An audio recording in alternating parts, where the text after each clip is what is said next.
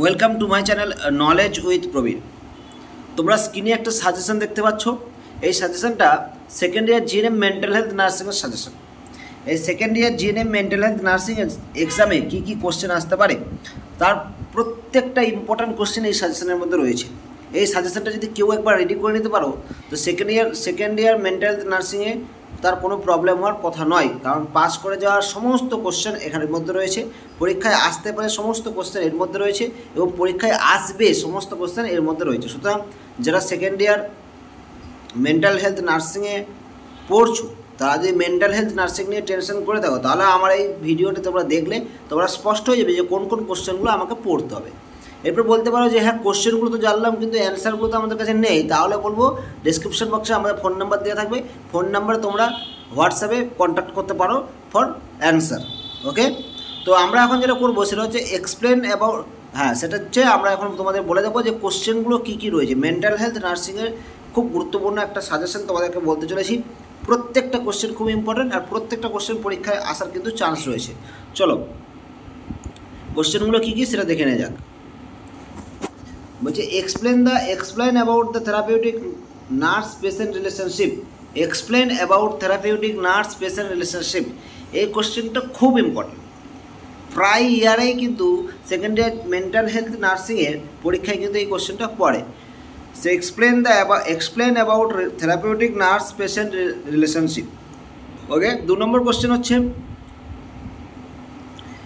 describe about the principle of mental health nursing. Describe about the principle of mental health nursing, এই কোশ্চেনটা খুবই important. যারা সাপ্লি exam বা final exam দুটোর জন্য রেডি হচ্ছ বা যারা সাপ্লির জন্য রেডি হচ্ছ তাদেরকে তো বলবো এই কোশ্চেনটা মাস্ট।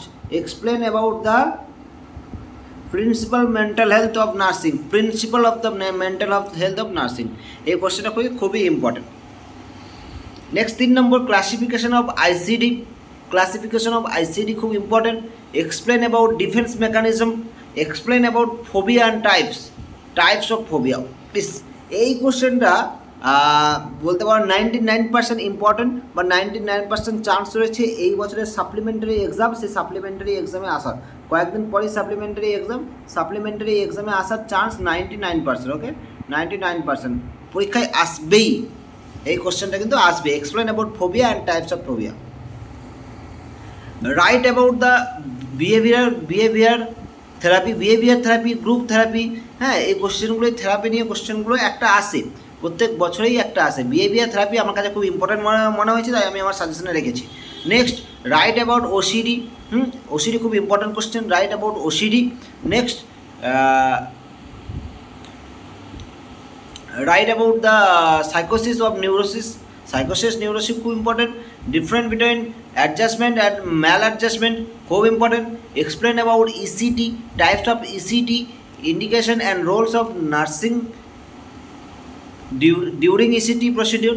সো নার্সদের কী রোলস রয়েছে ইসিটি প্রসিডিউরের সময়, রোলস কী রয়েছে, ইন্ডিকেশন কী কী হতে পারে, টাইপস কী কী আছে, এই সম্পর্কে এক্সপ্লেন করতে হবে।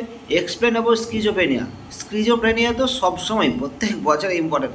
স্কিজোফ্রেনিয়া কোশ্চেন ছাড়া কোনো পরীক্ষা হতে পারে না, তো সুতরাং এটা তোমাদের পড়তেই হবে, মাস্ট।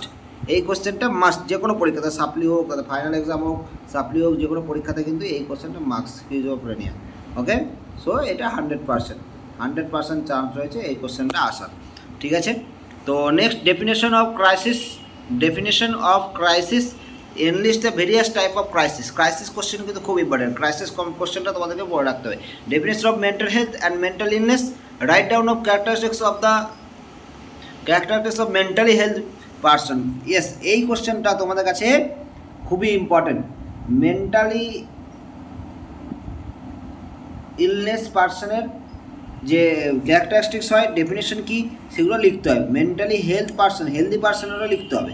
তো এই definition of mental health and mental illness, mental health আর মেন্টাল ইলনেস দুটোর মধ্যে তফাৎ কী রয়েছে, মানসিক দিক থেকে ভালো এবং মানসিক দিক থেকে খারাপ মানুষের তফাৎ কী রয়েছে, আর মানসিক দিক থেকে ভালো মানুষের একটা রাইট ডাউন করতে বলে, এক্সপ্লেন দিতে বলেছি। ঠিক আছে, সো এই কোশ্চেনগুলো তোমাদের কাছে খুবই ইম্পর্টেন্ট। খুব কম সংখ্যক কোশ্চেনে আমি দিলাম, আমি খুব একটা বেশি সংখ্যক কোশ্চেন দিই না। এগুলো যদি পড়ে নিতে পারো একবার কেউ তো তার মেন্টাল হেলথ নার্সিংয়ে পাস গ্যারান্টি।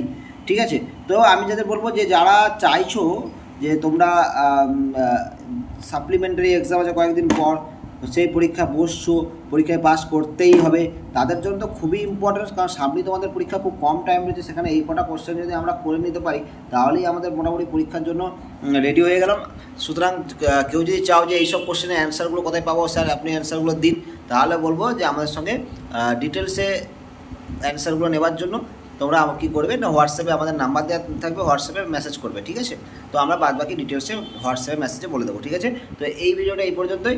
এগুলো কিন্তু খুব ইম্পর্ট্যান্ট একটি সাজেশন, যেটা কিন্তু প্রত্যেক বছরে এই কোশ্চেনগুলোই আসে, এবং আমি অনেক কিছু সার্চ করেই কিন্তু এই কোশ্চেনগুলোকে আমার সাজেশনের মধ্যে রেখেছি। চলো দেখা হবে পরের ভিডিওয়ে।